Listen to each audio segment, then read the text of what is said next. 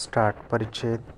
मुलांच्या सर्वांगीण विकासासाठी त्यांचे स्वास्थ्य चांगले असणे अत्यावश्यक आहे. बदलत्या आधुनिक जीवनशैलीमुळे सर्वांचेच शारीरिक कष्ट कमी झाले आहेत.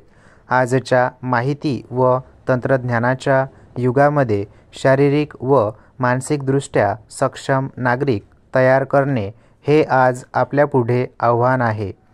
तंत्रज्ञानाला तर पर्याय आहे. याच तंत्रज्ञानाच्या व बुद्धीच्या जोरावर माणूस आजूबाजूची परिस्थिती बदलतो आहे. मात्र बदललेल्या जीवनशैलीमुळे माणूस शारीरिक कष्ट आणि मोकळी शुद्ध हवा यापासून दूर गेला आहे.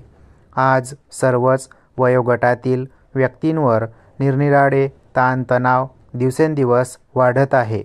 परिणामी शारीरिक, मानसिक व भावनिक असंतुलन वाढते आहे. या वाढत्या ताणतणावामुळे आज समाजामध्ये आजारांचे प्रमाण वाढत आहे. वास्तविक पाहता आपले शरीर ही आपली मौलिक संपत्ती आहे, म्हणून तिची ओळख करून घेणे व नियमित व्यायाम करून तिचे संवर्धन करण्याची सवय अंगी बाणवणे गरजेचे आहे. विद्यार्थी वयात समाजाकडून स्वीकार, प्रेम, यश, सुरक्षितता, अनुभव यासारख्या गरजा पूर्ण झाल्या नाहीत तर त्यांची वाढ व विकास चांगला होत नाही. परिणामी विकृत स्पर्धा व नैराश्य वाढते. त्यामुळे सामाजिक स्वीकृतीसाठी विघातक कृत्ये करण्याची वृत्ती वाढत आहे. विविध शारीरिक हालचाली आणि खेळ यामुळे मुलांचे ताणतणाव आपोआपच कमी होतात. खेळ ही मुलांची नैसर्गिक प्रवृत्ती आहे आणि आनंदी मुले जास्त कार्यक्षम असतात. लहान मुलांमध्ये ऊर्जा जास्त असते, परंतु आज विद्यार्थ्यांच्या वास्तविक गरजा व त्यांची आवड याकडे दुर्लक्ष होत आहे. खरे म्हणजे शाळेतले केवळ परीक्षेतले गुण म्हणजेच पुढच्या आयुष्यात यश आणि समाधान मिळवण्याचे मोजमाप निश्चितच नाहीत.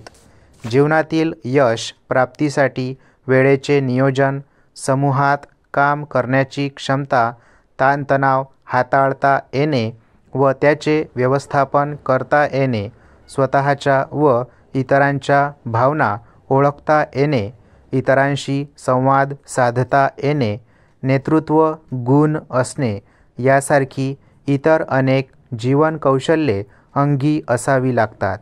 ही कौशल्ये मैदानावर समूहात खेळताना सहज व नकळत अंगी बाणवली जातात व विकसित होतात. परिच्छेद. नियमितपणे समूहात व्यायाम करणारी अथवा खेळ खेळणारी व्यक्ती शारीरिकदृष्ट्या तंदुरुस्त असतेच, पण मानसिकदृष्ट्याही सक्षम असते. तसेच व्यायामामुळे शरीरयष्टी देखील योग्य राहते. बालवयापासूनच नियमितपणे खेळ खेळण्याची गोडी लागल्यास त्यातूनच उत्कृष्ट क्रीडापटू तयार होऊ शकतात. इतकेच नव्हे तर त्यामुळे आयुष्याकडे पाहण्याची निरोगी व सकारात्मक दृष्टीही मिळते.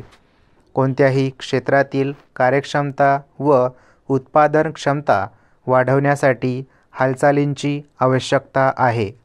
जगण्याची गुणवत्ता सुधारण्यासाठी सुद्धा शारीरिक हालचालींची आवश्यकता आहे.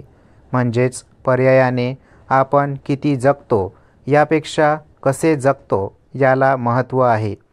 निरामय जीवनासाठी विद्यार्थ्यांची शारीरिक सुदृढता व मानसिक आरोग्य विकसित करणे हा शारीरिक शिक्षण अभ्यासक्रमाचा मुख्य हेतू आहे. स्टॉप.